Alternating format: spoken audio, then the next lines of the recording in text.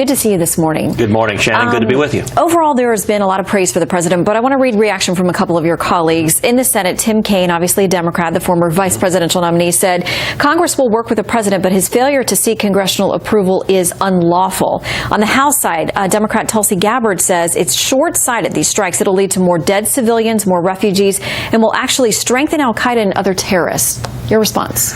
Well, listen, Syria is a humanitarian disaster. It is a total mess, and the honest answer is there's no good answer to Syria right now. And after 8 years of Obama, broken red lines, and weakness, we've seen Syria turned into a war zone that has resulted in hundreds of thousands of refugees, of chemical weapons.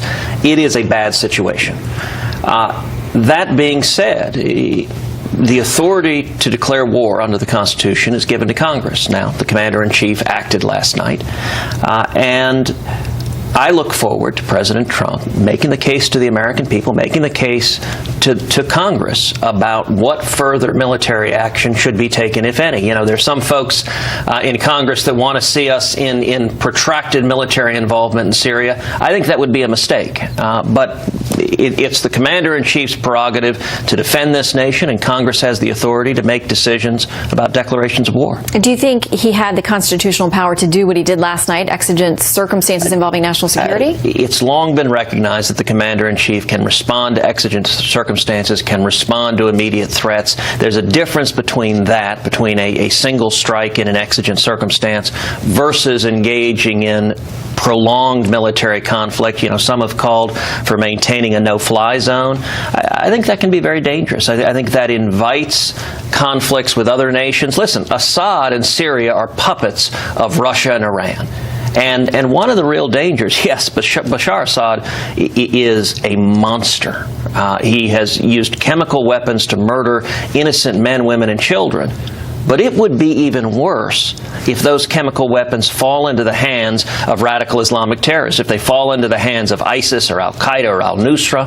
And that's one of the really important reasons why Congress has the authority over declarations of war to ask these questions, to make sure military action should be directly tied to the national security interest of America. Where do we go with Russia now? It's been a complicated relationship because early the president's detractors said he was too close and too fawning over President Putin.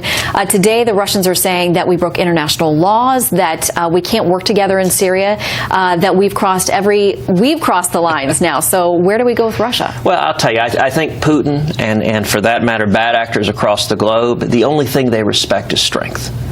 With 8 years of Barack Obama as president, what we saw was a weak president whose word didn't mean anything, and our friends didn't trust us, and our enemies didn't fear us.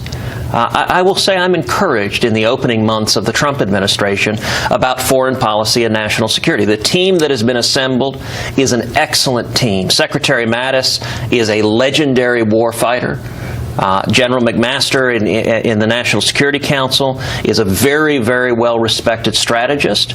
And I think for dealing with Russia and Putin, having a strong president who Putin has reason to fear, I think that's a step in the right direction. All right, within a couple of hours, you have an important vote to make, and that is on Supreme Court nominee Judge Neil Gorsuch.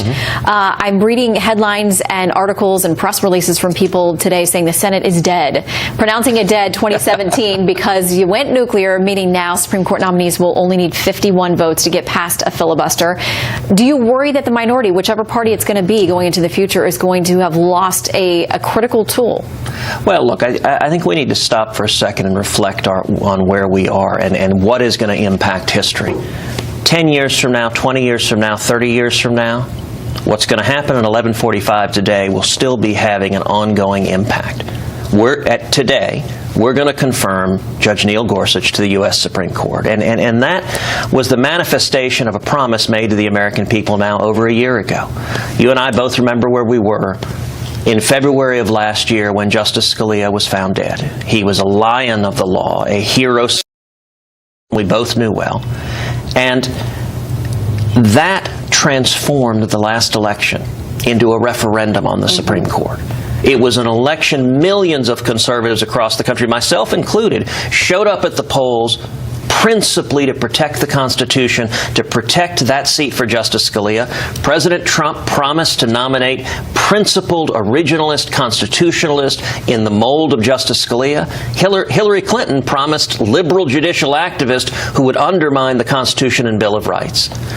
Judge Neil Gorsuch is a manifestation of that promise, and today that promise is going to be delivered, and that's really important for the long-term liberty of this country. Well, as you said, the exit polling showed clearly it was a top issue for a lot of the people who decided to show up, regardless of how they felt about the two candidates. They felt very strongly about the court. Any clue, though, how quickly he may be sworn in? We know the president's down in Mar-a-Lago. This happens here today in Washington. I mean, the Chief Justice potentially could swear him in. Any insights?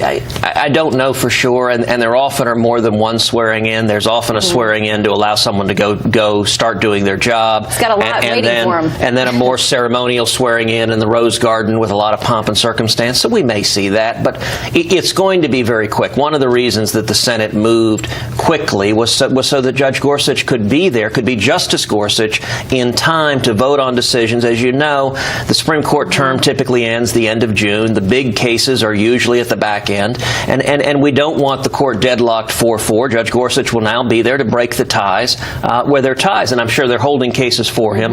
That was important. And listen, the reason we care about this is because the Supreme Court has the ability either to protect our fundamental rights, to protect free speech and religious liberty in the Second Amendment, or to undermine those rights, which is what they would have done if Hillary Clinton had put an activist on this court. And so today is a day to celebrate, and it's also a day to recognize that the Republican majority in the Senate did its job despite unprecedented Democratic filibusters. Yeah, and there was a ton of pressure because I remember from February 13th of last year till now, it was the one thing that I saw no matter who of you that I talked to in the Senate and the GOP, you were committed to sticking together, and today is bearing the fruit of that. So, Senator, we'll be watching the vote. Thank you so much for making time for us. Well, thank you, Shannon. It's good to be with you.